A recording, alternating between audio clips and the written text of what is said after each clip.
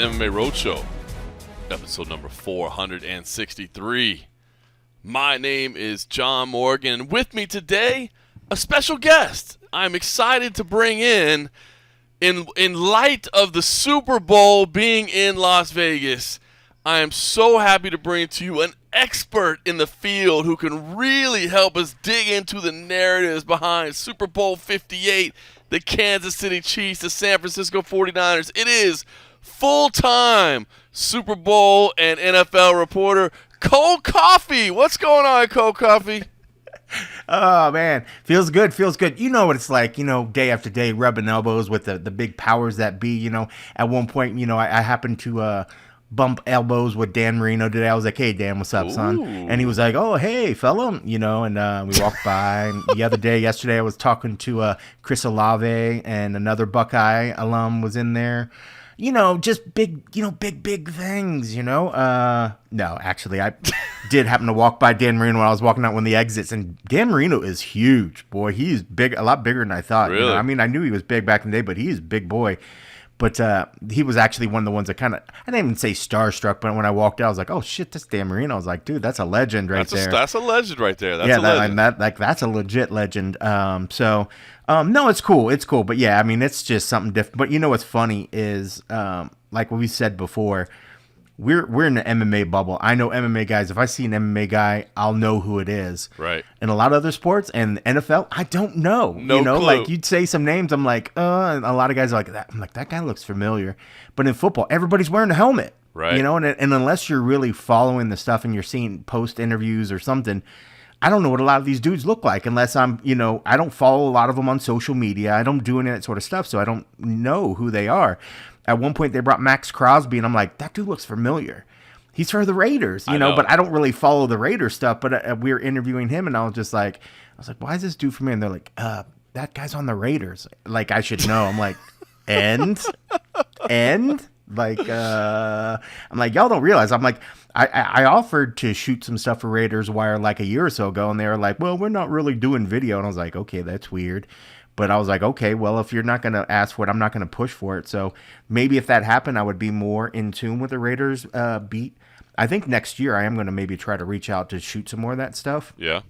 So we'll see. But honestly, like the energy in the place is just kind of crazy, man. It's buzzing in there in this radio road. There's some of the major outlets and stuff that have like big booths. And we happen to be right, I could throw a rock and it would hit the Pat McAfee booth where Dana was and some other people. But then there was like this big PFT. I can't remember what it stands for, but a few of the bigger outlets on the outside and stuff. So that was kind of neat. But on the inside, it's just table after table after table and small little backdrops. We don't even have a backdrop on ours because most of the team flew out. But dude, it's bonkers, man. But the energy is it's very unique. I got there at like 8 a.m. I think I rolled out of there 4 something like that, and it's definitely tiring. But man, it's a buzz. It's definitely a kind of a rush. It's kind of a little sort of crazy. But for me, the best of all things, I've just been shooting. I've been shooting and uploading, dude. Like that's my shit. I'm like, oh, you just want me to shoot? You want me to just shoot and just upload it? Okay, cool. I can do that. So, dude, I'm loving life right now. So it's kind of cool working with some of the USAT team from.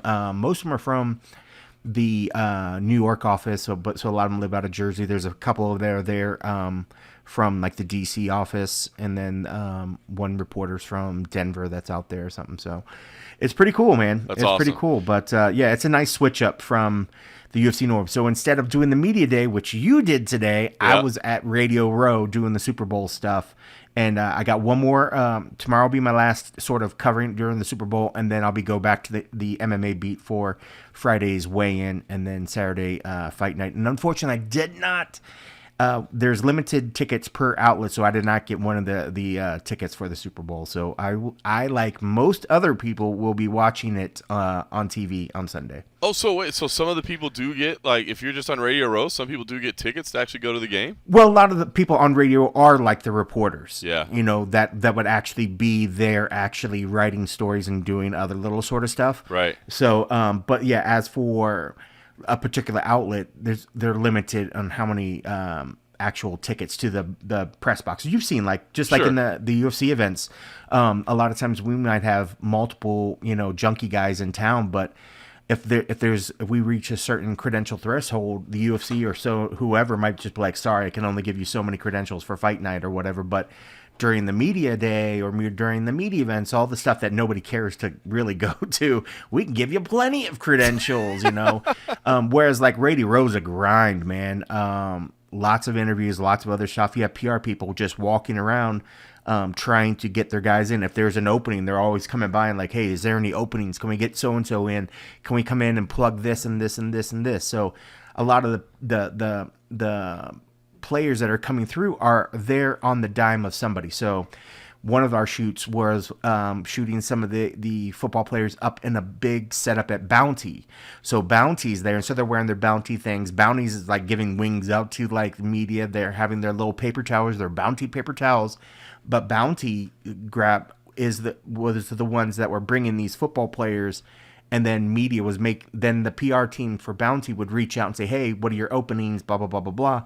And then you'd set up. So I'm shooting a shot at the Bounty booth with a helmet that has Bounty on it, 2 paper towel rolls of Bounty in the shot, and this other kind of stuff. And part of you just like, this is ridiculous, but that's how the interview was set up, was through these PR firms. So on the Radio Row, you're seeing these different athletes and stars and legends, whoever, getting sort of walked around by these PR people, just going to the different booths where they have things set up. It's not like a media day for a UFC event back in the day, where everybody's just sort of stationed there, and then either the media went around, or old Radio Rows where you have a table and they just walk the people to each table. Right. There's hundreds of tables, so there's no way that they would ever try to walk anybody from table to table to table. Right. So this is part of how they would do it. They just sort of reach out in advance. So it's pretty cool. I mean, it's so unique. It's different. It's the first Super Bowl. I've done a draft thing that was here in town, but I've never done the Super Bowl. But it's very unique, man. It's been a fun sort of learning experience to how they've done it. But honestly, I definitely feel honored that they kind of were like, hey, we're coming. Can you come help us? And they've been real grateful and gracious. Me being the kind of perfectionist to them, I'm like, is my shots good? Are you good? And I'm like, what's the feedback I'm getting? They'll be like, no, everything's good. Everything's great. Blah, blah, blah, they got blah, no blah. feedback, bro. But I'm still like, I'm just like, I'm like, are we good? But it's been a trip, man. That's awesome. It's been a trip. And It's been it's been very cool. Has it been Mandalay Bay where everything's set up? Mandalay Bay for everything. There's been other stuff sort of spread out, but Mandalay Bay and, it's funny, like we used to go to the Mandalay Bay. Love that property. All the time. Love that property. All the time, Yep. and so it's like going back there it was like, hello, old friend. And then seeing like all this other stuff. Dude, the NFL is legit, like, in their sort of setup. So when we get there, it's down in the media workrooms down in the old Bayside rooms, the meeting rooms on the bottom, right? But where the actual Radio Row is back up on the level. So like, say, where the food court is in the back towards where like the Shark Reef and stuff. Yep. That new like the big extended area back there is where like the Radio Row is, in the part where they built when they took over part of the parking lot and stuff, and they end up building the convention center further out that way. That's where like this Radio Row is, but we can't just stay on the upper floor and walk over there. You have to go down the escalator to go through the security where they're x-raying your bags. Anytime you leave like the cordoned off area, if you go out into the main casino, you have to go back down through the escalator, through the security again. Wow. So they're legit. They tag your bags. But once you're down in there and then, you go up into the Radio Row, you're good. You can go between the media workroom downstairs and up in the media row. But the NFL, they're legit, dude. And and part of it, I think, we'll say the Mandalay staff, how they have it very well staffed. They're really good on pointing everything out. And part of that, why it's so good, is that there's a lot of them. There's a lot of people pointing it out and a lot of other stuff. So NFL has spent a ton of money to have people coming in. And we talk about F1 and the economic impact and, all these jobs that they're going to do. You could literally see the jobs that have, came from just the different staff that have been brought on for this sort of stuff. And man, it's pretty legit. It's pretty amazing. And last night's media night party or whatever it was. Okay. Ridiculous. Now, see, that's where I was going with everything, right? Because first of all, let me just say, it is cool. The energy in town is building. You can definitely tell, like, people are coming into town. There's signage all over the strip. I mean, it seems like every property has some Super Bowl branding, and, you know, there's Chiefs and Niners logos everywhere. The stadium itself is all decorated and lit up and all that. So it's cool, man. It feels big. And obviously, the Super Bowl is like, I mean, it is. I mean, it's got to be like the most iconic U.S. sporting event at this point, right? I mean, it's what else is big? I mean, outside the World Series, but I mean, like, I think the Super Bowl dwarfs the World Series, think the Super Bowl dwarfs the World Series now. Yeah, I mean, I would consider the Super Bowl to be the quintessential American sporting event, like the biggest one of the year. So it's cool to have it here, and obviously very clear that we will be in the rotation moving forward with the Super Bowl here in Las Vegas. You got to imagine, you know, obviously New Orleans is still in the mix. Miami's always in the mix. SoFi in L.A. is always going to be New Orleans one. the next one? I'm not sure. I don't know what the order is, but you know, I mean, you know those handful of stadiums that's going to be big. You know, Vegas is going to be in steady rotation. But yeah, I mean, you know, when I said, hey, full-time MMA Super Bowl reporter, it was not because I assumed you were enjoying the shooting of the activity at Mandalay Bay. I was seeing some of the social. I was seeing some of the social media tweets of this party that was going on. What is this? I mean, we get excited every now and then when like the UFC rolls in like 12 Bud Lights and a pizza for us to split, and they're like, "Bro, here you go. We got some treats for you." And we're all like, "Oh, we'll just tear these pieces of pizza in half and split these beers, and we'll be great." I'm gonna take this whole box of cold pizza and hide it in the front row so we can splurge. But no, it seemed like this thing was like, I mean, is this one of the nicest events you've ever attended in your life? It seemed like it was insanely over the top.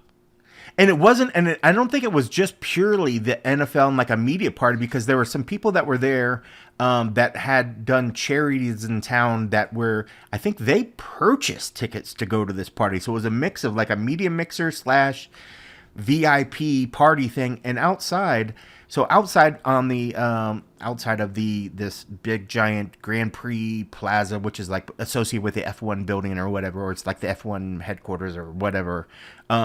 They had tons of like the Asian restaurants here in town that had little booths outside, and it was all free. You could just walk up and you get a little sampler and then you just move on your way. And they had a stage there, and they were giving, I think there was a proclamation for one of the Asian American organizations here in Vegas or something. They got a proclamation from a state senator or something. So that was going on the stage outside. While all these booths, because they weren't ready to open up all the levels inside of the actual F1 facility, because there were 3 floors. There was a ground floor where they had like cool, like old Shelbys and Cobras and all these cool, just amazingly cool cars. The second level was music and food, and was decked out like all like sort of lounge Vegas act, and like I was going to take some pictures, but they were also very worried about like credentials. They didn't want to have any pictures in the credential, and plus too, I was starting to get my little drink on, and I was like, I don't want to put something up that's going to embarrass myself. So I was like, let's just keep your phone in your pocket and enjoy the party. Right. And on the third floor was more of like what they called their modern era, where they had like more like EDC sort of feel, like it was brighter lights and LED lights. The second floor was legit. The vibe was amazing. When we were there, they had this like really cool jazz bar band playing. They had different like game setups, like where if you want to play poker or roulette, no money, just like fake, whatever. Yeah. But they were handing out all this free food. By the time I got to the second floor, I was absolutely stuffed because I ate at like every booth outside, and then they'd come by with these giant meatballs and all this other stuff, and I was like, oh my God, yes, let's do this. You'll get a kick out of this. So when we get in on the ground floor, we finally get in, there was like, because people were like, we'd see people walking around outside with like these glasses of wine. I was like, where's the alcohol at? Where's the wine at? They're like, oh, if you go inside this doorway here, there's wine inside there, and there's some free other alcohol. And then at 7:00, the upstairs opens up, blah, blah, blah. So I go in there, and there's these line of like these wine glasses that are already pre-poured, and I see this woman sort of pouring out. And I go over and grab one of the red wines. I'm like, hey, this looks good. It was one of these big wine glasses, so it was maybe about a fourth of the way full or whatever. Right. Me being me, I was like, well, I can just grab 2 more of these other glasses and pour them in, or I can politely walk over to this young lady and say, hey, and I just straight up went to her. I was like, hey, I'm gonna, just to be honest, I'm gonna either grab a couple more of these and pour into my glass, or while you're filling up, can you top me off a little bit? And she's like, oh yeah, sure, honey. Oh yes. So she just poured me. So she filled me up a nice proper glass right when I walked in. I was like, I'm just gonna be real. I was like, there's all these wine glasses. They're like just barely filled. I was like, I get what they're trying to do. Like, for civil people to come in here and just enjoy and sip on the wine, where I was like, hey, it was cold outside. Can I warm up with some alcohol real quick? You're like, hey, ma'am, I'm actually MMA media, if you know what I'm saying. And she's like, oh, gotcha, sir. Let me top you off right now. She's like, here, let me crack open another one for you. And hey, I respect that. I would like to applaud that. Well, you're going to get I channeled my John Morgan when I got to the second floor, because as soon as we got to the second floor, I had my glass of wine. I'm like, I'm feeling pretty good. And then I looked over to the right and I saw the bar had this drink that had tequila in it. And I was like, well, I still have this really full glass of wine, because I re-upped by that point. I was like, should I just double fist? Should I order this tequila drink that looks really good? And so I did. So then I was double fisting, and then they're still trying to walk up to me, offering me food. I was like, unfortunately, both my hands are covered in alcohol. I can't take this food you're offering me, but thank you very much, So for a good stretch of the second level, when we were walking through, I was literally, let me sip a little wine. Okay, let me go back to this tequila drink. Yes. Let me sip a little wine, and let me go back to this tequila drink. And it was at that point I decided, I was like, let me just hide my press pass here real quick. I don't want anybody seeing my name, because I'm looking like that guy. But it was incredible. They had dancers, just beautifully. I'm like, beautiful. Like when Vegas brings out girls to do like the marketing and promotions for like organizations and parties, they bring it. Yeah. So this second floor, they brought it. They were dancing along. There was this great jazz band that was playing. They were singing, and they were the dancers off the side were dancing to it. Dude, it was such a vibe. I was like, dude, I could live in this second floor. It was so good. The band always sounds a little bit better when the alcohol is free. You know what I'm saying? You're like, is this the greatest is true, but band no, they were I've legit. They were good. They were a really good band. But you're right. And it's funny, as a musician that used to play, we always felt like we played better when we drank as well. So I'm sure we sounded better when everybody was drinking the same. But they were like legit. They had like three-piece horn section part of it: drummer, keyboardist, a male singer, female singer, bass, guitar. It was like a full-on jazz band. It was really, really good. But dude, yeah, by the end, yeah, it was funny. I was full. My belly was full. I had a nice little buzz. I was like, after like maybe 2.5 hours, end up leaving. I was like, this is proper. This is perfect. I was like, if I stay here any longer, I'm gonna have a hangover tomorrow. I'm gonna get shit faced. I was like, I don't want to be that guy, because I was bumping in. I bumped into people from the MGM. I bumped into Lene and some of the UFC staff, and other stuff. I was like, okay, you're out in public, settle down. I was like, I haven't been out drinking in a while. And then part of me was like, I can still do it. I can still do this. But dude, like I said before, hangovers in 2024 feel worse than 2023 as I get older. So I was like, let's not do that. And I know I had to be back at Radio Row at like 8. I ended up getting back up there today at like 8:30. So I was getting up at like 6, and I was like, let's not go too hard. But dude, it was fantastic. I mean, kudos to the NFL. I have never seen anybody. And again, I will say, I don't think it was just like a media thing. I think it was a combination to something else, and with these VIP and these other people that were putting it together. But the whole spectacle itself, I mean, I saw a little bit of the Blue Man Group do their thing. I left right before the Jabberwockies was going on to do a little thing. Like, these are legit performers here in town. And like so all the people that were like major acts, So, dude, they spared no expense, man. It was, I can only imagine what the bill would be for what they put on that last night. It was unreal. Unreal. The NFL money is real money. Now, did you like that picture of the Sphere that I put? I know you would. Did you see the picture on Twitter I put on from the Sphere? I don't think I did. From the Sphere. No, of the Sphere. What was it? What was it? No, I don't think I saw it. They put a giant Super Bowl ring on it, but it wasn't just any old Super Bowl ring. Oh, I did see that one. Yeah. It was the Dallas Cowboys. I was like, why is it the Dallas Cowboys? But I figured you would get a cab because I know you're a Cowboys boy. That was awesome. But, dude, that ring was amazing. Like, the Sphere, like, the stuff they put up there, it looked so good, but that ring was blingy as all get out. And then, did you hear about the dude today? Oh, I was going to ask you, was that before or after the dude started scaling the sphere today? That was before. That was today, I think. Yeah, that was today. That was nuts. I saw the guy. Actually, Metro just tweeted not that long ago that they arrested the guy. So I'm sure. I imagine he needed to get arrested. It was too dangerous. It was just ridiculous for what he was doing. And I would hate to see more people try to copycat what he did. And if people don't know what we're talking about, some dude scaled the sphere today and had a GoPro on, was like, I don't know if he was live streaming it or whatever, and he was supposed to be doing a charity for a homeless woman or a women's charity. I want to say a women's maybe, charity or something. I want to say maybe I want to say maybe a pro-life charity. Maybe I believe. Maybe I didn't see that, but he was trying to raise awareness for trying to raise some money and raise some awareness for a cause. But yeah, to do so, he scaled the sphere. And yeah, I saw Metro tweeted earlier that they've arrested him, they've charged him with a couple serious crimes, and I think it's exactly what you said. Is I think they want to send a message that, like, hey, don't take this casually. It's like it's like, oh well, because it is a pretty easily accessible building, to be honest with you. The where it's built, there's not a lot of security around it. Yeah, and what they were showing how he was getting down, I was like, that's as easy? I'm like, that you could just scale it like that? I mean, like, it didn't look like it was. I mean, it didn't look like it were like there were footholds. It just looked like that the way that the outside cage of it or whatever just looked scalable or something. But dude, it just looked like if it was slippery, like the guy could have easily slipped off the thing and could have died. Like, it was ridiculously dangerous.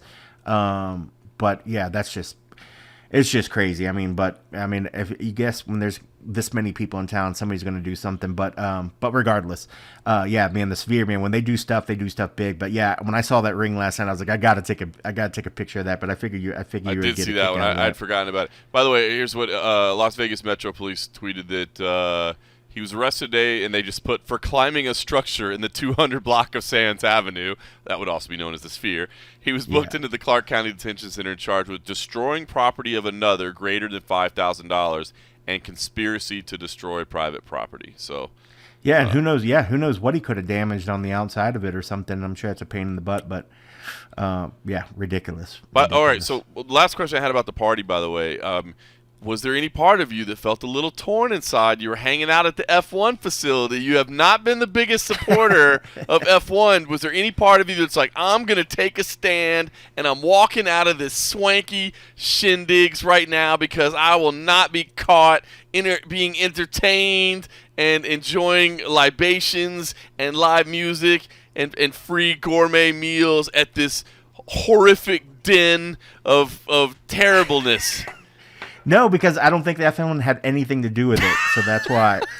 They're just using the building that the F1 put together, or that we built for the F1. Who knows? That's why they call it the Grand Prix Plaza, not the F1 Plaza. Oh, I'm guesstimating. Hey, anybody could hold a car race there. I mean, any motherfucker could go there and do stuff. And it wasn't like they had any F1 cars in the bottom of it. They had other cars and stuff. Now, but no, I felt no sense to go. But I will tell you one thing. Just like you mentioned earlier, the buzz in town feels a complete 180 from 100%. What it felt like when F1 was here. And what's crazy is you're seeing the impact. And this is the same thing I bitched about before. I know I bitch about the F1. Like, show me the numbers. Show me it was worth it, and then I'll stop bitching about it. Until that point, what's different now is people have come into town, and people are going all through the town, eating things, buying things. They're going all over downtown Vegas. They're going all over the strip. They're spending money. It's not a few properties that are winning out. People said, like, oh, let's just say MGM had record revenues that week. That's great. MGM did, but nobody else did. Maybe one other properties. You can feel what the Super Bowl has brought to town. And so when the Super Bowl says, we think we're going to maybe do $600 to $800 million economic impact, brother, I believe it. Yep. I believe it. Like, I see it. I see the people, and it's crazy. It's the Chiefs and the Niners. But when I was leaving the Super Bowl media thing today and leaving out Mandalay Bay, I saw people repping all flavors of teams. I saw Steelers. I saw Ravens. I didn't see any Browns, unfortunately, but I get it. You saw all kinds of fans. So, like, people came into town still repping their things because they wanted to come to Vegas to see a Super Bowl, or they just wanted to come to Vegas and get caught up in the atmosphere. Maybe they've been to other Super Bowls and realized that all this other crazy stuff goes on to the periphery, because the NFL does put on a lot of extracurricular events throughout the week outside of just the big game. And I think a lot of people are coming and interacting with that. They had that grand opening the other night that had like 20-some thousand people into Crazy. the Allegiant Stadium. They said that's like one of the biggest ever. So, I mean, the town's doing it right. So, in terms of like the difference between what it felt for F1 and what it feels like the Super Bowl, the town has embraced it, and you feel it spreading the money out. So, I have every confidence that when they say that they're going to have this huge economic impact, I believe it, because you see it everywhere. So, yeah, I mean, I'll, F1, whatever. I mean, it's not like I really care, but, it's just crazy that they promised a big thing. The city bent over backward for it. And they've never showed us anything to prove that it was worth all the trouble we went through. They came into town for the Super Bowl, and the worst thing was they blocked the Bellagio fountains. Yeah. Who cares? Like a big deal. It wasn't the big craziness that everything else. So it's crazy, dude. I'm excited for it. I don't think this town is going to be sad if they say, hey, in another 4 years, 6 years, they're like, hey, we're coming back. Yeah. It might even be sooner than that. New Orleans, I could totally see New Orleans, because New Orleans is like one of those destination towns. I think at this point, Super Bowl should go to destination towns. Yep. There's plenty of them in America that have major sports teams that spread the wealth around. Why not? It's pretty darn cool. I would love to see it back here soon. So sooner rather than later. It doesn't need to be 2 years, 3 years, but hey, man, in another 4 or 5 years, why not, man? Bring it back. I think we're going to be probably once every 5 years or so, to be honest, if I'm just guessing. So I'm excited for that, because so far it has been amazing, and it's still building up. Now listen, you have been living the VIP lifestyle of the NFL, you know what I mean? And I saw the swanky shindigs, I saw the party, and I was little old me, MMA reporter. I mean, you remember Dana laid it out, right? Dana laid it out in that press conference that one time. He had the hand in the air, the NFL reporter, all the way down to where his hand was down by his knees. That's the MMA reporter. The little piece of shit guys down at the end, the bottom. That's me. Whatever That was he's me. calling us now. That's me. In fact, I'm barely even an MMA reporter anymore. I'm more of an MMA commentator now, so I don't even really. I don't know if that goes up or down from MMA reporter. I'm not really even sure. I think you're a step up. I think you're a step up. All right. So, but I was feeling a little bad. I see you, and I'm like jealous. A little FOMO over there. My guy's out here VIPing. I'm like, I got a VIP too. If he's gonna flex, I gotta flex. So, I mean, I don't want to make you jealous here, but I want to let you know that today was grand opening of a high-end outlet in Las Vegas, right on the Strip, as a matter of fact. And within the first 4 hours of it being open, I was there. I got my son in. You know what I mean? Yeah, so me and my kid had a little father-son time. Red carpet, man. Hey, I can tell you this. When we walked up, they opened the door for us, and they said, welcome in, gentlemen. You know what I mean? Like, they were representing. And that was, of course, the grand what opening. What fine establishment was this? The grand opening of Whataburger today on the Las Vegas Strip. My Texas people know. My Texas people know. Yes, it was funny. The Whataburger is now over there. Now, it is important to note there has been one before. I think there were a handful of them before, a long, long, long time ago. But there haven't been here in like 30, 40 years or something like that. They came back. They're on the Strip. It's 24/7. And as soon as I picked up my son Eli from school, I surprised him. I said, just jump in the car. We're going. He's like, where are we going? I'm like, don't worry about it. Come with me. We went down there. What'd you get? What'd you get? What's your Whataburger order? I go a little bacon cheeseburger, just plain meat and cheese, bread. That's all I need. Yeah. Just plain and dry like that. Well, actually, I'll get a little ketchup only on there. Some of their fries and the soda. It was good. Eli, they'll go crazy. Now. He got the sweet. What was it, the sweet and spicy bacon cheeseburger or something? I mean, we went out, and I'm telling you, it felt like a taste of home, man. It felt like being back in Texas. So you can have your F1 paddock, my man. You didn't hit Whataburger on day one. I'm forever etched in the history of the Whataburger on the Strip. It's funny because I was teasing John earlier. I said he's all about this opening nightlife because you say the Whataburger, but let me refresh your memory. I think it was opening weekend of the Sphere. You went to the Sphere. Correct. Oh, all right, so that's part of that opening nightlife. Correct. I think in maybe the first weekend when the Durango Resort opened up, I think you stayed out there. That is correct. Actually, we didn't stay out there at the hotel, but we did have dinner at the steakhouse. I thought you said okay. Which was probably more expensive than staying there, to be honest with you. By the time it was all said, after I was having, people been raving about that. Like as for like the food places there, the steakhouse place is one of the places where they're saying this is where you got to go when you go Nico's there. is insane. It's called Nico's, which I'm assuming is named after Lorenzo's son, Nico Fertitta.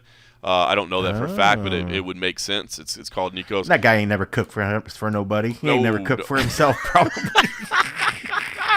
It's good. That's though, man. Nico's private chef. He just made him a restaurant. I'm telling you, it's not inexpensive, but obviously it's 10 minutes down the road from my house, and yeah. In fact, I've already got a reservation for my birthday as well. We're going back because that place is it's money. So that's the one. That's your steakhouse that you're claiming that. Oh my goodness, man! Yeah, it's so. What's damn the one good. you used to go to? Another one? Was it at? Was it the? So I got a couple. So Oscars at the Plaza is really Oscars. good. I knew you liked Oscars, but did you like? My Was wife there one likes at the Tower? Was there one at the Stratosphere that you liked? My wife likes it's Hugo Cellar, and it's at the Four Queens. Actually, it's old school at the Four Queens. Okay. Yeah, it's really really good there. That's old school. Like I mean, it's solid. But yeah, but Nico's right down the road. I highly recommend it. So, but yeah. So anyway, I just wanted to let you know you weren't the only one rolling VIP. You know what I mean? I did that today. So, but any of my Texas people know that's it's not that I would say it's like the greatest burger ever, but it is good. But it's home. It's home. It's a taste of It's home. home. Exactly I mean, when they brought the White Castle out here, there was a line out there for months. And that is not a good burger. That at is all. not. That is like I'm nostalgic because I grew up around them. We had them in the down in our city, like right downtown. I mean, I could walk to one. But yeah, they were not great burgers. I mean, we called them sliders for a reason because you ate them and then they slid out your butthole the next day or something like. This is like a proper burger place. I have heard, but because you're not the only. There's some. I think there's some other Texas people that do the media, and they've been talking about Whataburger coming as well for forever. So I kind of forgot that it was coming, but it's I guess what a good week for them to open up right in the middle of Super Bowl week. So good on them. They were actually they had actually advertised a date of like 2 weeks from now, but I guess what they did was kind of soft launch. Soft open, yeah. Yeah, without really advertising it. They saw it, and being right in the middle of Super Bowl week, man, it was perfect. So, so we rolled over there today right after school, which was nice. And, yeah, it was cool for my family. Like you said, it was a taste of home. So, listen, cool. We'll talk about the media day real quick. I mean, I obviously not a ton to break down, but I did want to say it was kind of funny hearing you talk about how much you were enjoying, kind of doing something different, changing things up, and working media day. It reminded me of my last weekend. If anybody does get a chance that didn't get an opportunity to, and you got some spare time, go on to UFC Fight Pass and watch our final CFFC match day event of the year. It was Campbell versus Appalachian State. I learned that this week. It is not Appalachian State. They call it Appalachian State, so you got to present it right and when you're talking about them. But it was so cool because, obviously I've been doing a lot more commentating lately. In fact, this week I'll be going to Philadelphia to do CFFC 129, and I think that basically I've got to do the exact math, but when this event is done, within like a 5-week span, maybe 6 weeks for CFFC, I will have commentated on a submission grappling event, a Muay Thai event, a college wrestling event, and an MMA event, which is super awesome, man. Like that was it's one of the chief reasons I left my previous job was I was wanting to do more commentary, so I'm really getting to a lot of it, but it was super cool because I pulled double duty. I spent the morning working in the production truck, building all the graphics. Basically, it's Look me. At you. Yeah, so basically, I wrote all the graphics. I showed up with all the graphics that we were going to use. Like, here's what I want to lay out. Gave them to the producer beforehand, obviously, and I was like, what do you think? Here's what I'm thinking. Here's what I want to use. I mean, obviously, I'll be commentating on it, so here's what I'm thinking I want. And then I went in there and I worked with the graphics guy, and we built all that stuff. And then when it was lunch break, I changed into my suit, went out to the floor and called the fights and got to load up all those graphics that I'd been building in the morning. It was kind of funny. We were joking wouldn't it be great if if I was on headset and I was talking about something like, it's incredible the run that these two guys have had in the Southern Conference. Jim, if you'll pull up graphic 3250, I'll Shut show up. you. You did not, did you? No, we were joking though. Like, would that not be hilarious? Like on headset, that would have been like absolutely ridiculous. Call But that would back. have kind of worked. That would have worked out. That would have worked out. Would that You're be like, great? I'm pretty sure we have a graphic that shows this, guys. Because I built it earlier today. Because I built it. But it was so cool, man, to be at this stage of my career and learning like a totally new skill and being a part of that. And, we've talked a little bit about the production work I've done. I really do enjoy it. But to get to do both in one day, was awesome. And this event was amazing. Tay Gattiali had been talking trash leading up to it, and it's kind of like a controversial thing in college wrestling because it's like, well, this is a sport built on respect, and you as soon as the match is over, it's just a quick handshake and get off the mat, don't celebrate. And he's kind of a fan of MMA and a fan of selling this. He said it. He's like, dude, we need to sell this sport. It's a great sport, but we got to sell it. And people like this stuff. Our fans like it. The fans at Campbell showed up with signs, trash talking the other coach, and they made it an environment. And Tay came in and delivered in the final bout, and then he's cheering, and he was it's a scene. You got to check it out. So if you get a chance to go watch it, check it out. It was not obviously MMA is not my MMA is my forte. College wrestling isn't, but I'm learning about it. But getting to both roles was super cool in one day. So that's very cool. That's unique. That's so cool. That's funny that you're even starting to build out graphics and stuff too. So you were putting together, you weren't actually building them on the machine. You had somebody else that was actually building them. Correct. But you were telling them the text and stuff and exactly. But that's the next step. So I'm learning expression, which is that's legit, dude. It's legit, and that's some truck shit. I'm actually loving cool. it. We're actually we're actually working on it now. A lot of behind the scenes stuff. But yeah, I'm actually gonna get some training on that. I really enjoy it. I know it's weird. I guess because I don't know. In a lot of ways, it's kind of like making a video or writing a story and embedding 100%. photos, like a website, creating something. You know what I mean? I've really enjoyed the hell of it. I'm so happy I've had the chance to do it. And I want to actually learn the full expression. So because what's happening was, I'm working with the graphics guy, and I'm telling him look, here's what I envision, and here's what I see in our package. Can you put this here? And then he'll build it, and I'm like, yeah, but can you change that and move this here? Can you switch that? And but I want to learn it all, so I can just do it all, have it ready to go, and then be like, all right, I'm heading back out now. I'm going to call the fights and just dial up my graphics as I built them, please. You know what I mean? Just to do a jack of all trades when you go there. And it just helps for the day you finally transition out of doing reporter work. You're just doing straight commentary and production truck stuff. Then when the NFL comes out here and they need a guy that can work, that knows how to do expression for the truck, you can say, hey, I got you. I'm that guy. I'm that guy. It's funny, man. That's cool. That's legit, man. That's fun, man. That's very cool. Very cool. I'm really enjoying it. All right. Look, I guess the big news is of the day. I mean, you mentioned it, Dana being over there in the media day. I mean, I think the biggest headlines coming out of it are the fact that we still don't know what the hell Conor McGregor is going to do. To be honest with you, I mean, obviously we're kind of running out of time on it, but I was convinced that they were still going to find a way to pull this thing off at 300. That was going to kind of be the rabbit out of the hat.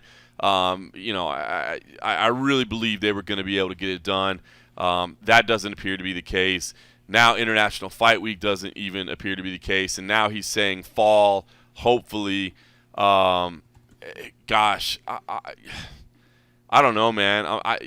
There's been a lot of people that I've talked to along the way that have been like, Conor McGregor's never fighting again. Conor McGregor's never fighting again. And I'm like, you guys are wrong. He is. And I still think they're wrong. And I still think he is.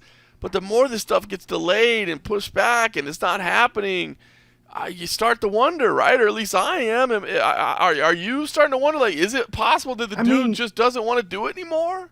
I could see that. But the guy's doing movies. The guy's still making tons of money, the other stuff. But when you see the stuff where he's actually in the gym training, it's hard to just think that he's doing that to stay in shape. Right. You got to think that he's trying to do that to sharpen the skill set, and kind of get the iron warmed up again. And maybe we hope and assume that that's happening on a regular basis. Maybe it's not. But when you saw some of the stuff that I think that made it over to the Mac Life, he looked good. He didn't look like a guy that hadn't thrown a punch in 6 months. Definitely looked like a guy that wasn't worried about a weight cut at any point. He was still jacked and huge. He looked ginormous in there and was kind of manhandling the dude. And you see other people that are always like, does he tell these people to not punch back because he always just looks like he's overpowering them? I was like, that's part of it a little bit. Sometimes they just want a guy to get in there and let him give him work, But when I see stuff like that, I have to believe and think that he's eventually trying to get back in there, and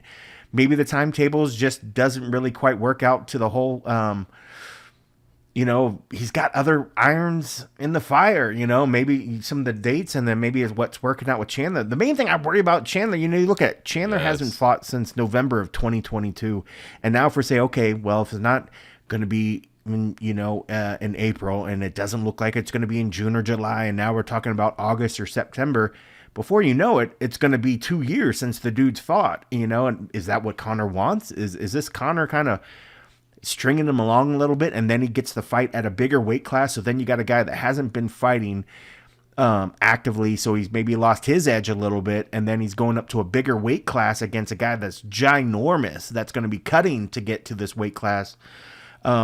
It certainly feels like he's padding in his direction, and maybe that's part of it. Maybe he's not happy with how he feels when he's getting rounds in the training in the gym, that he's like, I need a little bit more time. Like, Dana, I need to stall a little bit, but we're going to play this game, and I'm going to be like, hey, why can't I have my fight? Why can't I have my fight? But he's like, bro, I'm just still really not ready yet. He still hasn't done the 6 months of testing yet. If I would have thought about it, I would have pulled up to see if there's any more records of of tests on the UFC side. I think the last time I saw there was 2. Was it 3? Or I think 2. It's been stuck at a number for a while, but I haven't looked, so I'm not sure if that number's increased.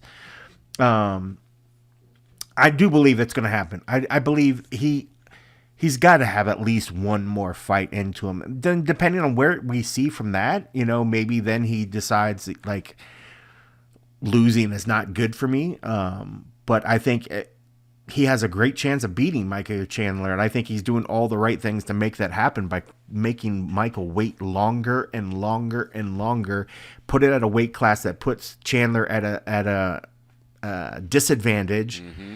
And, Conor's just big, but I think he's just gotta, I think once he's ready and he feels like he can go 5 rounds at a heavy pace against a guy that has like sort of a wrestler style and he feels good, I think it's just a matter then the fight could happen. It's all in Conor's court at this point. I know he wants to try to get earlier, but you have to clear the 6 months. So April was going to be it anyways. And then when it came down to June or July, I'm sure there's probably something else outside of fighting that is causing an issue that they can't get around. Because it certainly doesn't seem like it's anything on Chandler's side. Chandler, if you told him the fight was tomorrow, he'd be like, cool, screw the testing, we don't even need it. And he's been saying that from day one. So you have to think that it's either a dollar amount that's trying to happen from Conor and the UFC, or it's just a matter of Conor's not feeling completely ready yet and maybe wants a little bit more time. But it's certainly between the UFC and Conor to make this happen. It sounds like there's definitely some contract discussions at play, and like, as you said, the dollar figures and trying to get that all worked out. But it is interesting, right? Because really, if you think about it, I think Conor's trying to take a page from the UFC's book, right? Because Conor's just like, I don't know, I'm ready. They won't give me a call. Like, as if like the two haven't been in extensive conversations. Like, he's just sitting like, I don't know. I double checked to make sure they got the right phone number. I'm like, you know what I mean? Like, it's not like Dana said, like, I can't get a hold of Conor. Like he says they talk all the time. It's like he's taking, but it's like they're taking a page from that book, right? Because sometimes Dana will be like, well, he just didn't want to fight. You know what I mean? Well, what he means is people didn't want to, he didn't agree to those terms, or he didn't want to do it for this money, or he didn't want to do it, and so it feels like Conor's trying to do the same thing, where it's like, he doesn't agree to terms, but instead of saying like, well, they've offered me something, but I'm not really on board with it, it's just like, I don't know, man. I'm just waiting for him to call me and tell me. Well, no, you're waiting for him to call you with the number that you want. You're waiting for him to call you with the terms that you want. But the way they phrase it, it's a little bit of posturing. So it's interesting. Yeah. I do agree with you. It's going to happen. I've stood adamant that he's going to fight again, even with all the people that said he's not. And even with these changes, I still do. But you do start wondering, and you touched on it, man, at some point. And I know Michael Chandler says, hey, it's worth the wait. And I know Michael Chandler has said, hey, man, I got other business things going on. Like, I'm making money in other places. And he even said I value this time off because I've had more time with my family, and I've been a more present father, and I've been a more present husband, and I value this time. And I believe he really means that, that I got to take my foot off the gas a little bit, and I got to kind of reorganize some things in my life, and I'm cool with it. But, man, at some point, if you're Michael Chandler, you got to cut bait, right? And be like, dude, you know what, man? If I was going to make $5 million to fight, Conor, and I'm going to make $1 million to fight somebody else, well, $1 million is better than zero. I mean, I think. I mean, I don't know. Is that dumb business that at some point you cut bait and you don't wait on the big check anymore because you're no longer, what is it? The bird in the hand is worth two in the bush. You know what I mean? Is it dumb business to think that way and to just keep holding out forever? Because I don't know, man. I feel like at some point you got to be like, I don't know what's up with this dude. I've waited 2 years. It's time for me to move on. You would think if money was an issue that he has to at some point. At some point, you can only wait so long before you have to provide for your family. I mean, you get it. Yep. I mean, when you're I don't know what the situation is in the household. I believe he's pretty much the sole provider of that household. At some point, he's enough's enough. But you got to set the pride aside. But I mean, I think he realizes that payday is going to be better than any other regular his contract fight's going to be.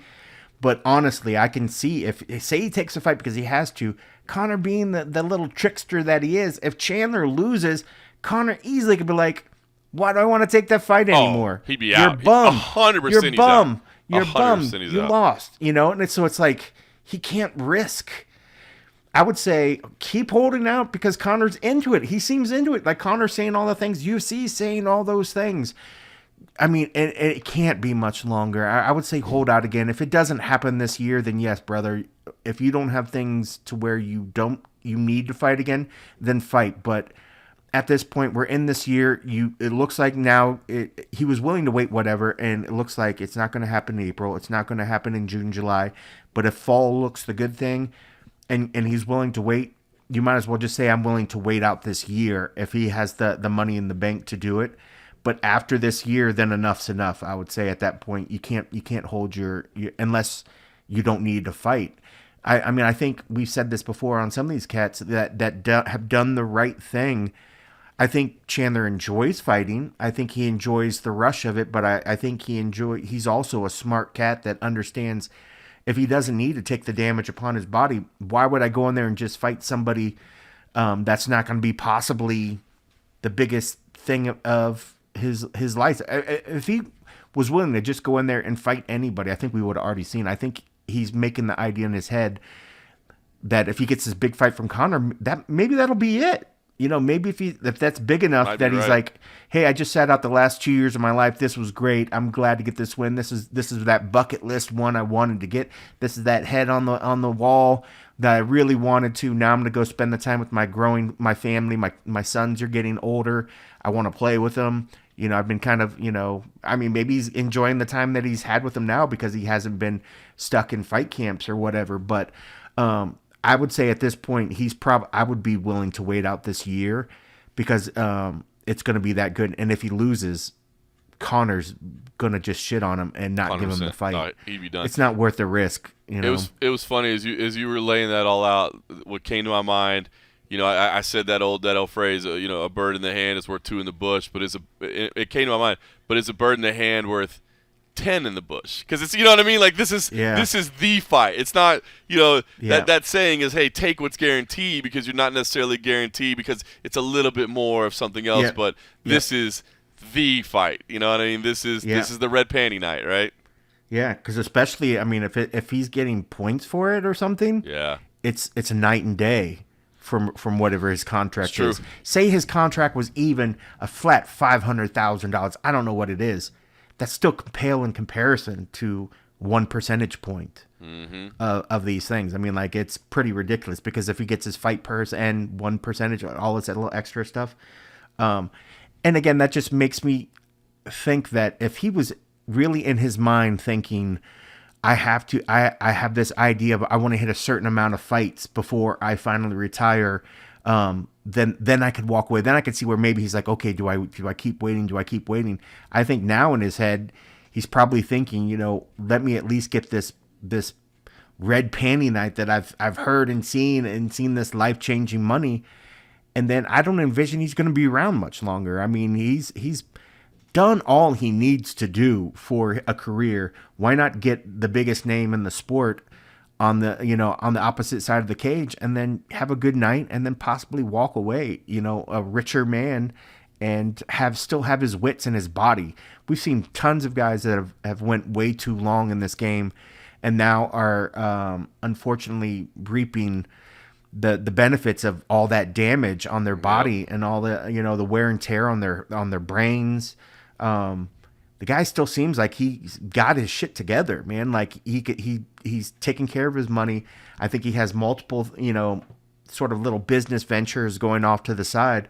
I think he just wants one big last one, and that's why he's been willing to sit out, because the UFC and Conor keep saying the right things. If Conor stopped at some point when we didn't get the fight right after the coaching ended, and Conor was like, it was fun for a while, I moved on to bigger things, then maybe we would have seen Chandler maybe fight again. But honestly, I don't know. I mean, when I hear Chandler talk about fighting, it's only Conor. I hear him not interested. He hasn't said anybody interests him at all. So in my mind, I think he's got one more fight in his head, depending on how this goes. Unless, say he wins, Conor's like, no, we're running it back. Well, of course, dude's going to fight again.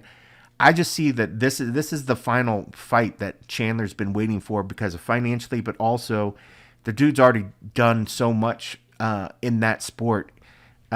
He's already established himself as one of the best that's done it, So why prolong it? I mean, he's got everything that most fighters fight to reach to. He's established all that stuff. So why keep bringing that damage unless you're just love it? And I don't think we're hearing from him saying like, I just can't wait to get in there and smash dudes' faces. Like, that's not it. He's just trying to provide for his family. And so he wants this one big last fight. So I think he's willing to wait out this year. And if he doesn't get it, then maybe just say, that's it, because then at that point he's established that he can survive for 2 years without fighting. He's probably pretty well off to the fact where he could just stay not fighting. Doing okay. So, well, it will certainly be worth monitoring, to say the least. And boy, I still am interested to see what they come up with for UFC 300, because it's a phenomenal card. It's a fantastic card. But yeah, the opener, what was he saying? Figgy and Garbrandt, was that already on the sheet? Garbrandt is fight number 1. Yeah, that's fight crazy. Number 1. That's amazing. That'll set the tone. Well, as people like to shit on Apex, that's an Apex headliner 100%. Easily. I mean, that could be a headliner on maybe another fight night, not in the Apex. I mean, that's a huge fight. It's a huge fight. It really is. So looking forward to that. But it does need that marquee something at the top of the bill to make it 300. There's no question about it. But I mean, anybody that's shitting on the card, like, I'm sorry, you're just being a hater. The card is phenomenal, but I do agree, for it to be, UFC 300, it needs that little, something at the top where you go, okay, yeah, and I think Conor would have provided that. We'll see. Now it's just like, well, what is it going to be? What's left? What's possibly left? I think, I mean, if it's Drickus and Easy. Izzy. I mean, if it's Easy E, if Drickus and Easy E, I mean, if Easy E comes back from the grave and he's fighting middleweight and he's singing prime NWA songs as he does it, like, I'm in. I'm that's UFC 300 worthy right there. I'm like, we want Easy.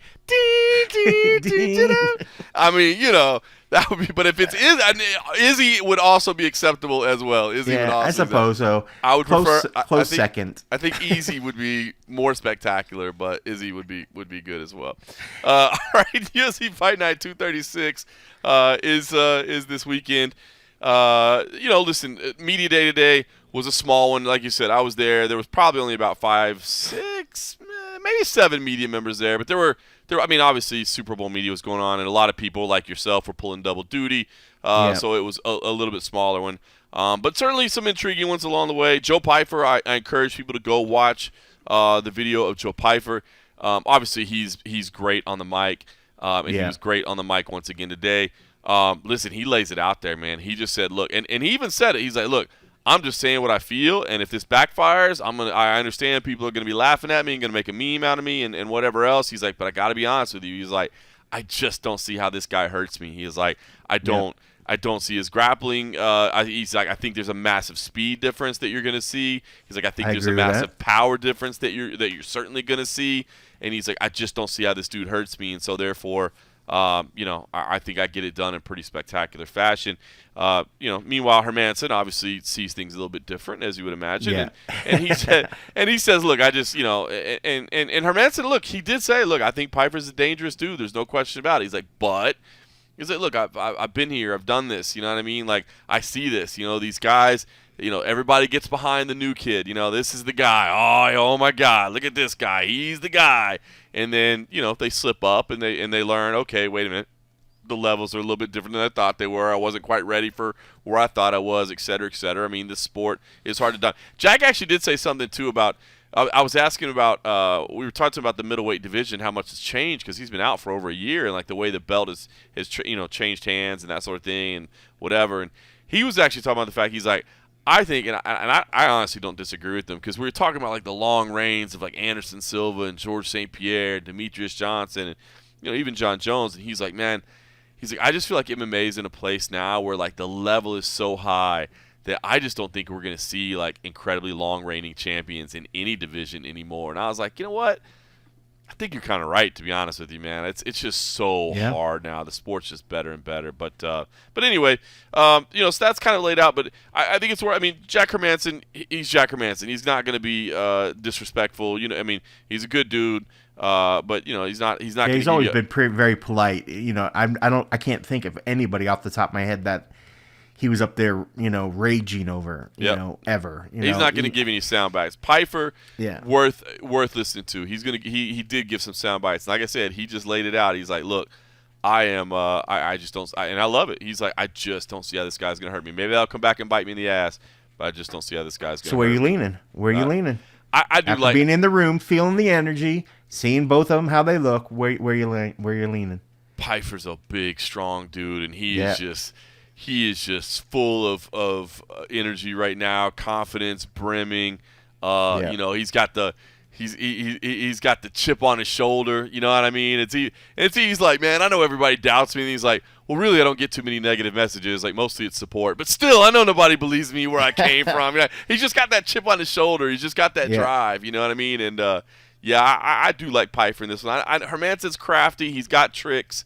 But, man, Pfeiffer just one shot over 5 rounds, and that can change everything. So yeah, and I'm leaning towards Pfeiffer as well. I will say, I was going to bring it up to you because it's funny. I asked you that because remember when we were trying to pick for the Imavov and Dolidze fight, I had initially picked Imavov, and I was talking with you guys. You guys are, nah, man, Dolidze, man, nobody's ever blah, blah. I was like, I think you guys are right. So I swapped my pick. Fight night, I was like, why did I listen to J-Mo and them? I should have kept my original pick. Gosh, Dolidze was flat, man. Dolidze did not look like what we thought we were going to see in that fight. I don't know what was going on. It's weird, because I haven't talked to you since then. It's not that Imavov, it's so weird because I don't want to take away from Imavov. Like, I mean, he fought a great fight, right? But Dolidze was just flat. I don't. It just. I mean, and again, maybe in the and a half episode, I was talking about maybe it's just the fact that he did get rocked early on, and from there he was on cruise control. Because if that's the case, he did get rocked. And if that's the case, if you talk to him now and he's basically like, gonna be honest with you, bro, don't remember anything after the first round. Like, I don't recall being in there. I don't know what happened. Then you would be like, oh, well, okay. Yeah, that makes sense. Yeah, you were fighting on instinct for 20 minutes. Like, I get it. That makes sense. That's why you didn't do anything that you probably should have done. You know what I mean? Yeah. So yeah, you're That's right. funny. But yeah, because it was thinking about it. I was like, I'm going to ask Morgan. I was like, but regardless of what he says, I'm sticking with my Pfeiffer pick. I was like, they swayed me last week. But yeah, I just think Joe, man, he's got power, man. I think we're seeing his hand. And we've seen when the dude gets people down on the ground, man, he's just very, very impressive. And Hermanson, while he is good on the ground as well, I mean, like, it's about his hands. And, man, I'm interested to see the battle of the stand-up game because, yeah, I think Pfeiffer, he said it right. People doubt that he has actually like the power and the skills. And I think this is the perfect matchup to show it. And I hate to call Hermanson like a gatekeeper, but at this point, this is one of those guys that if a guy's trying to prove themselves as being something that's worth being in the top 10, you got to get through him. And I think this is going to be the one that's going to show it. So I agree.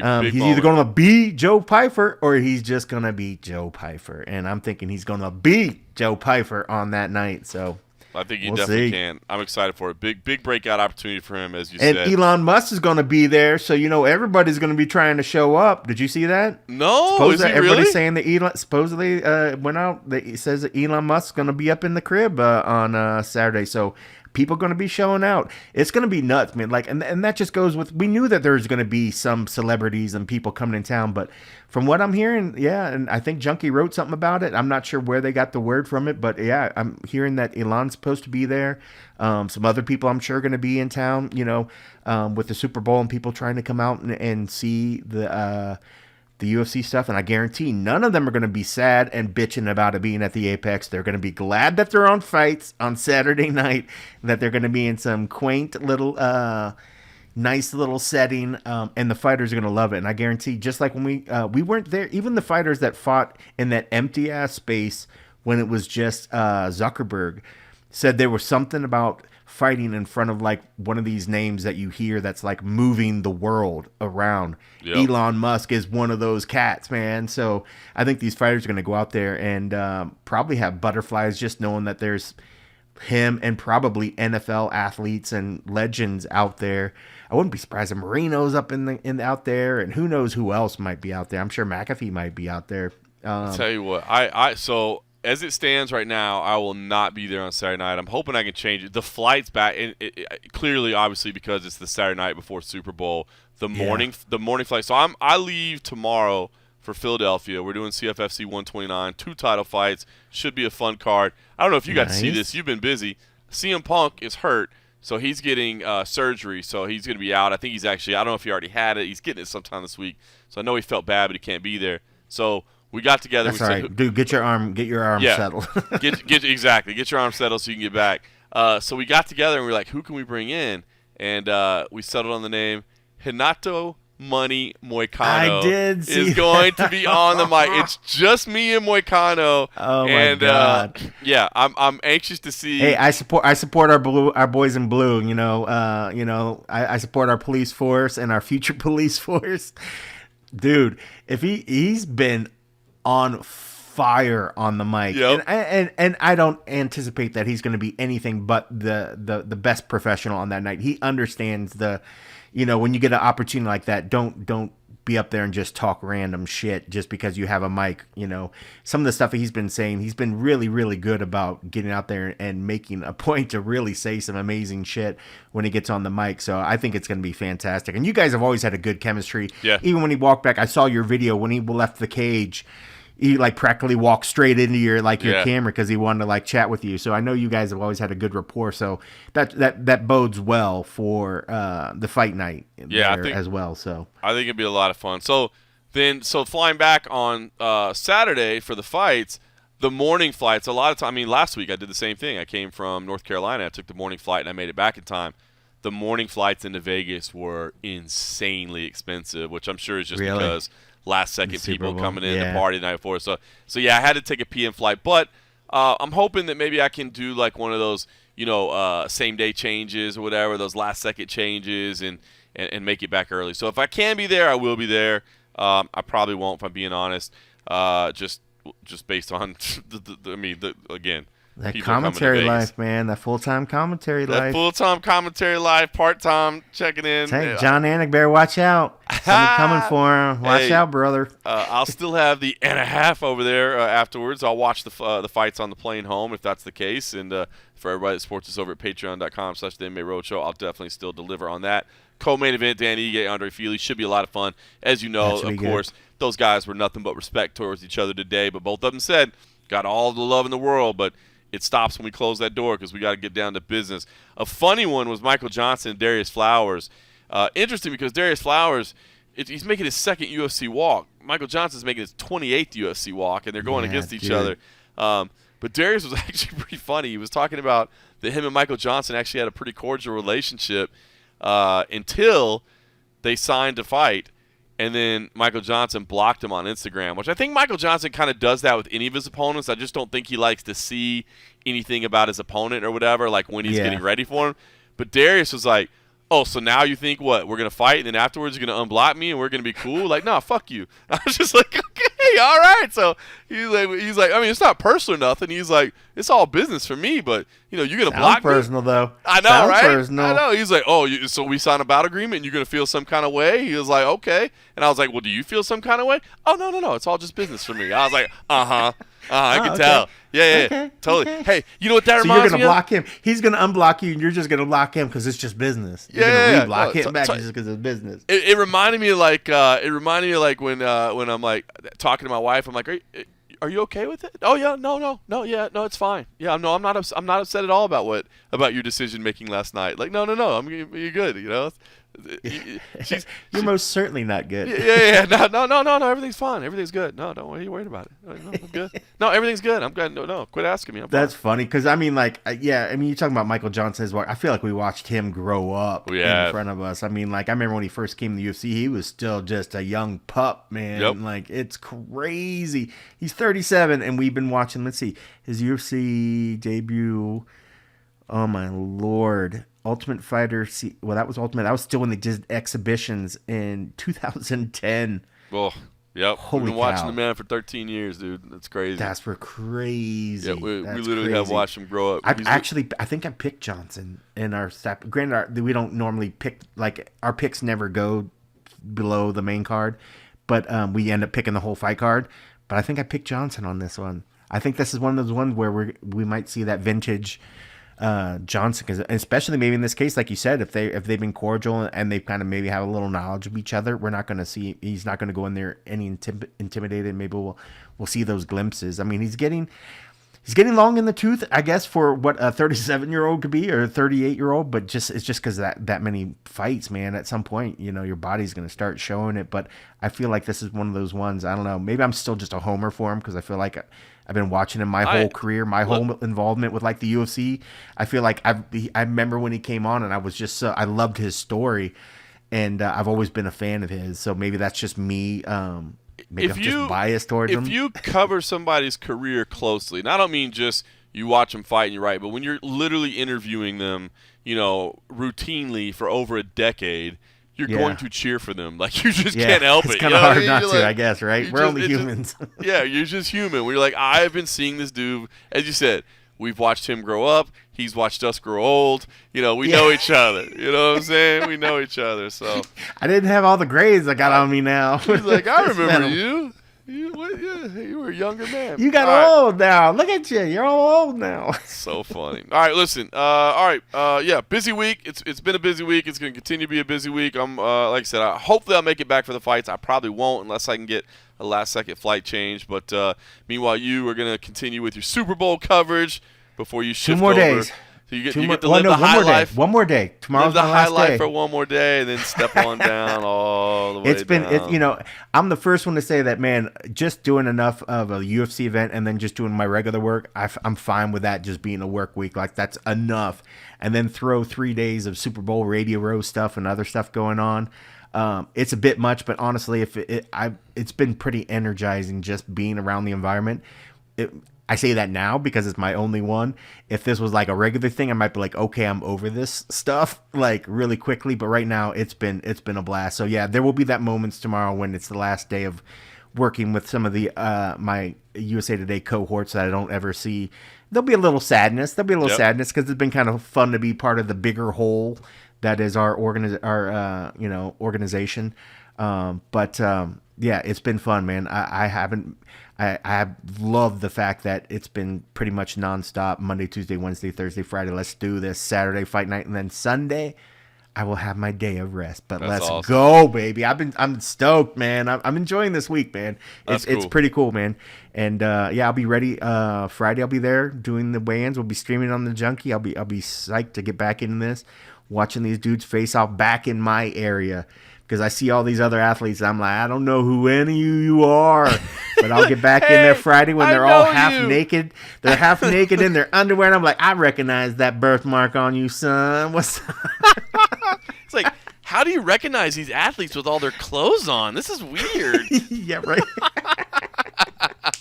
That's so wrong, but it's so true. It's so true. Oh man, that's it's ridiculous. Great. But awesome. Yeah, I'm looking forward to it, man. Yeah, this week's been fun, man. It's been a lot of work, but dude, I'm really enjoying it. So I love it. Yeah, let's go. It's funny what some new things in our life can do, man, and a little break from the routine 100%. is awesome. So, well, cool, man. Well, enjoy the rest of your Super Bowl coverage. Enjoy that Fight Night coverage. I'll probably be watching from a plane. If I can make it into the Apex, I will. If not, I will catch up with everybody over at patreon.com/the MMA Roadshow. And then, of course, we'll get together again next week and continue it like we always do when it's back to a non-Super Bowl week. And, it's a pay-per-view week. Then we get into big pay-per-view, and we'll be together. And I think we're both going to make it out to Anaheim. So maybe we do something on I know that we both are going in on Thursday. Thursday. So Yeah, we'll be out there Thursday. I'm going to miss the media day with some friends in town, and I'm leaving out first thing Thursday, so I'll be there Thursday morning. I'm actually, so it's funny because because I'm just doing it on my own. I'm going down just for the press conference too. So maybe we'll talk. Maybe we push back a day so that we can both do it like from the ground in Anaheim. You know what I mean? On Thursday night? Yeah. Maybe somewhere around that, like maybe after the press conference or something like that, so we can actually have something to talk about. We'll figure it out. We'll get all that scheduled. It'll be good to be together on the road instead of like you on the road, me at home, which is fine. I do like staying home, but I mean it'd be cool because it'd be actually a road MMA roadshow from the road. Maybe a day late. We'll figure that all out. We'll deliver it to you. In the meantime, everybody enjoy the fights. Enjoy Super Bowl, man. Obviously, it's always a fun Sunday. As I said, I believe the quintessential American sporting event. So hopefully everybody enjoys it. And more than anything, of course, thanks for listening.